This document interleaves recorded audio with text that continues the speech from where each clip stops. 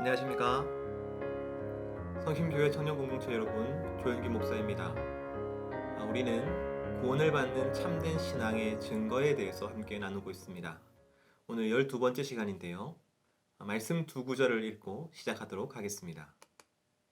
이러므로 하나님의 자녀들과 마귀의 자녀들이 드러나나니 무릇 의를 행하지 아니하는 자나 또는 그 형제를 사랑하지 아니하는 자는 하나님께 속하지 아니하니라. 우리는 형제를 사랑함으로 사망에서 옮겨 생명으로 들어간 줄을 알거니와 사랑하지 아니하는 자는 사망에 머물러 있느니라. 사도 요한은 매우 명확하게 하나님의 자녀와 마귀의 자녀가 어떻게 구별되는지를 말하고 있습니다. 형제를 사랑하는 사람이 하나님의 자녀입니다. 우리는 이 말씀이 약간 부담스럽죠. 그래서 이 말씀을 고치고 싶습니다.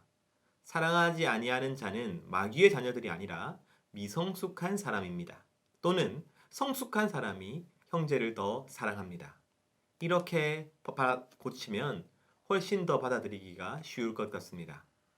하지만 사도 요한은 우리가 형제를 사랑해야만 구원을 받는 참 신앙을 소유한 것이라고 단언합니다. 성경은 오직 믿음으로 말미암아 의롭게 함을 받는다는 이신칭의의 교리를 가르치죠. 오직 믿음에 우리의 행위나 선행이나 인간성은 덧붙여지지 않습니다. 하지만 우리가 함께 읽은 요한 1서의 본문은 형제 사랑으로서 의롭다함을 받는다고 말하는 것 같습니다. 그만큼이나 하나님께서 우리를 의롭다 하시는 믿음은 형제를 사랑하는 것과 본질적이고도 밀접한 관계가 있는 것이죠. 사도 요한은 주님의 계명을 두 가지로 설명합니다. 첫째는 예수의 이름을 믿는 것이고 둘째는 형제를 사랑하는 것입니다.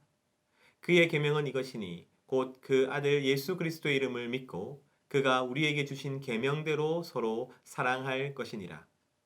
이 두 가지는 별개의 것이 아닙니다. 예수 그리스도를 믿는데 형제 간에 서로 사랑하지 않거나 형제를 사랑하지만 예수 그리스도를 믿지 않는 일은 불가능한 것입니다. 많은 성도들이 믿기만 하면 믿음이 전부라고 생각합니다. 그러나 성경은 그렇게 이야기하지 않지요. 우리가 참으로 구원 얻는 믿음을 가졌다면 형제를 사랑해야 한다고 말씀하십니다. 그렇다면 여기서 형제란 누구를 말하는 것입니까? 내 가족, 내 형제, 자매를 말하는 것입니까? 그렇지 않습니다. 모든 사람을 지칭하는 것입니까? 그렇지 않습니다.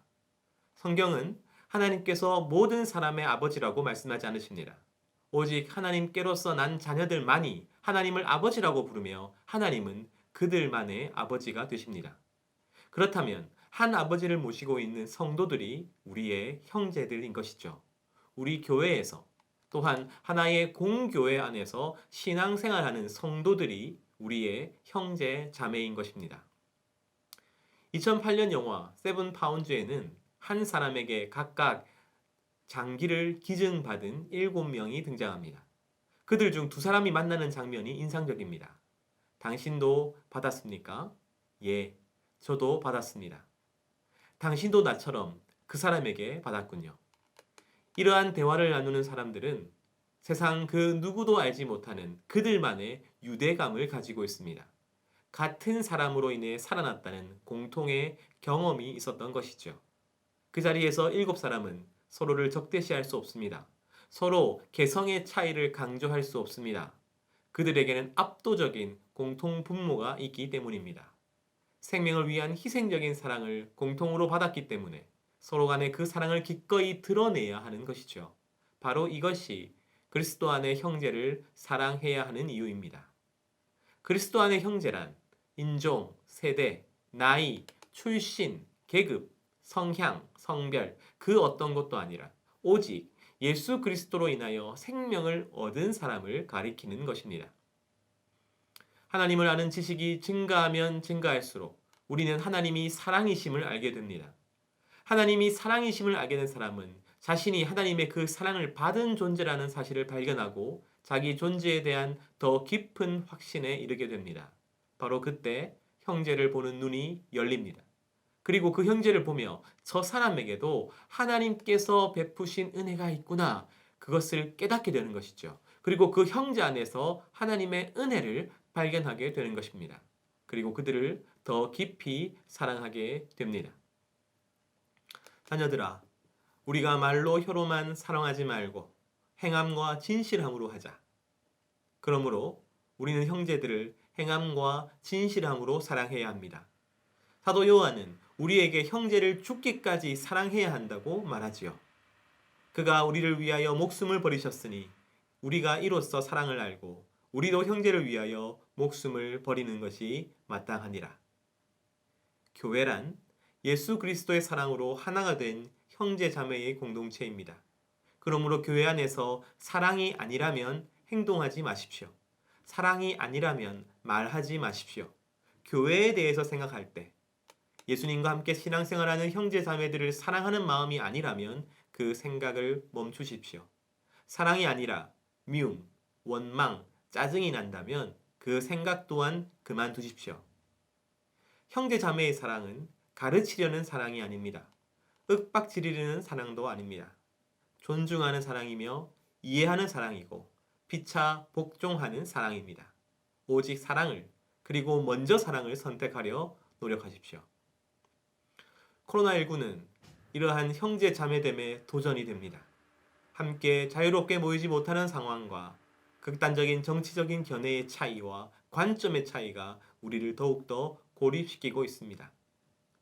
어쩌면 우리는 훨씬 전부터 나 혼자 신앙생활 잘하면서 나 혼자 삶을 잘 살아가면 그것이 하나님께 영광 돌리는 성도의 삶이라고 생각했을지도 모르겠습니다. 하지만 그럼으로써 하나의 교회는 사라지고 형제 자매는 사라지고 각자의 삶에서 각자 살 길을 찾는 모래알 같은 교회와 성도들이 되어버렸습니다. 한 몸과 형제 자매임에도 불구하고 자신과는 상관없다고 부인하는 이상한 지체가 되어버렸습니다. 사랑하는 청년 여러분, 우리에게는 우리 몸을 건강하게 유지해야 할 책임이 있습니다. 바로 그것이 나 자신을 사랑하는 일이기 때문입니다. 발목이 썩어 들어가는데 손가락이 그것을 보고 저것은 일부일 뿐이라고 나와 상관없다고 간과해버린다면 무슨 일이 생기겠습니까? 발바닥에 못이 찔려 피가 철철 난다면 손이나 귀나 눈도 어떻게 피를 멈추고 감염을 막고 상처를 아물게 할지를 고민해야 하지 않겠습니까? 그것을 가만히 쳐다보고 있으면 몸도 다 같이 죽고 말 것입니다. 몸의 한 부분이 아픈 것은 다 같은 몸의 책임인 것이죠. 형제를 사랑하는 것은 그러므로 생존의 문제인 것입니다. 그리스도가 우리를 위해 해주셨듯이 우리는 서로를 사랑해야 될 책임이 있습니다. 그리고 그것은 그리스도인이 그리스도인답게 살기 위하여 가장 필수적인 일인 것이죠. 그러므로 순모임에 참여하여 한 몸을 이루기를 힘쓰십시오. 교회 공동체 사람들과 이야기를 나누십시오. 하나님의 이야기를 나누는 것을 시도하십시오. 형제를 사랑하는 말씀에 순종하여 사랑하기를 시도하십시오. 그리고 바로 이것이 구원받은 성도의 확실한 증거임을 기억하시기를 소원합니다.